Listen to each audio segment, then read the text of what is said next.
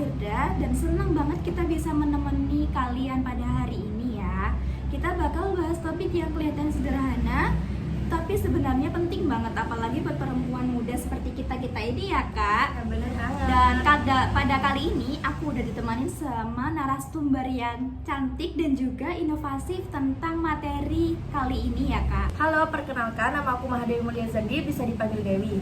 Wah, seneng banget nih bisa diundang di podcastnya Kak Firda.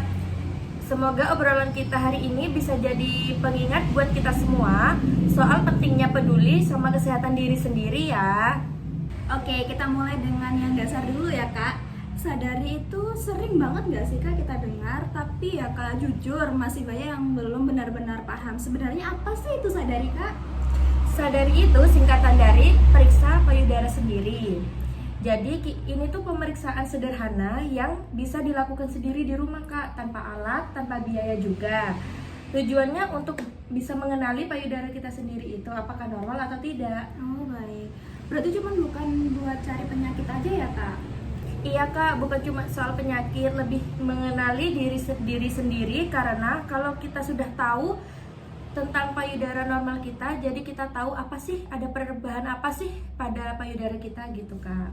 Gitu ya Kak, tapi jujur ya Kak, masih banyak yang remaja tuh yang mikir aku masih muda nih, nggak perlu dulu cek-cek seperti itu gitu ya Kak. Iya paham Kak, itu sering terjadi. Padahal justru kebiasaan baik itu lebih gampang dibangun pada sejak dini. Bukan berarti kita remaja pasti terkena kanker gitu ya, tapi supaya terbiasa terpeduli pada diri sendiri. Oh gitu. Ternyata ada perbedaan ya Kak antara remaja yang di desa dan remaja di kota. Apa sih Kak perbedaannya dari remaja di desa dan di kota Kak? Betul Kak, sosial media jadi sumber utama bagi remaja yang ada di kota. Tapi sementara remaja di desa itu cuma mendapat info dari petugas kesehatan yang ada di wilayahnya. Berarti meskipun sudah tahu tapi masih banyak yang belum dilakukan ya Kak? Nah itu dia Kak, pengetahuan tinggi belum tentu diikuti perilaku. Jadi masih banyak yang tahu tapi belum rutin melakukan sadari. Oh gitu. Baik Kak, menurut Kakak kenapa sih banyak remaja yang belum melakukan kegiatan sadari gitu padahal udah tahu gitu? Banyak Kak alasannya. Yang pertama itu ada yang merasa malas, ada yang nggak tahu juga caranya gimana, dan ada juga yang takut nemuin sesuatu yang aneh di payudara kita. Oh gitu ya Kak, banyak remaja yang takut duluan ya?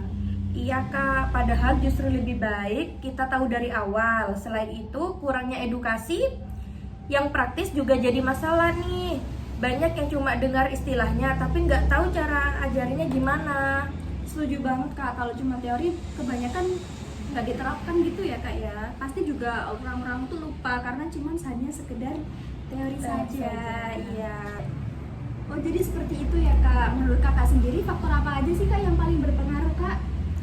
Pengetahuan jelas berpengaruh nih Kak. Itu dukungannya dari lingkungan juga penting. Keluarga, sekolah, dan tenaga kesehatan yang mempunyai peran juga sangat besar.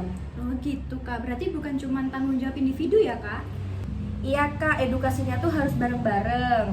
Kalau sekolah aktif, tenaga kesehatan juga terlibat, dan keluarga juga mendukung. Kebiasaan sadari lebih baik terbentuk dari awal. Oh gitu. Baik Kak, kalau kita rangkum apa aja sih sadari itu Kak yang kita bahas barusan ini?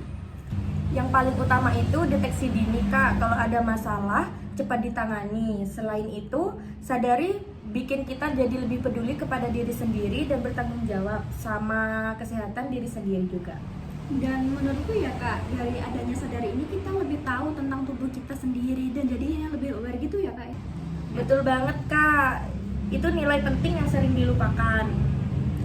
Gak kerasa ya teman-teman semuanya, kita udah melakukan podcast yang sangat panjang tetapi sangat bermanfaat dikarenakan materi yang dibawakan oleh Kak Dewi sangatlah bermanfaat untuk kita semuanya. Dan pada podcast kali ini kita bisa belajar kalau sadari itu bukan hal yang ribet, tapi itu untuk kesehatan dan kepentingan kita juga gitu. Iya, ini langkah kecil yang bisa berdampak besar. Baik, terima kasih ya untuk pemateri kita Kak Dewi hari ini yang telah menyempatkan waktu dan meluangkan waktunya untuk mengisi materi di podcast Ngobrol Sehat Yuk. Iya Kak, terima kasih juga. Semoga ilmunya bermanfaat ya. Baik, untuk teman-teman semuanya jangan lupa like, comment, share, and subscribe di channel kita. Dan sampai jumpa pada episode selanjutnya. Bye-bye.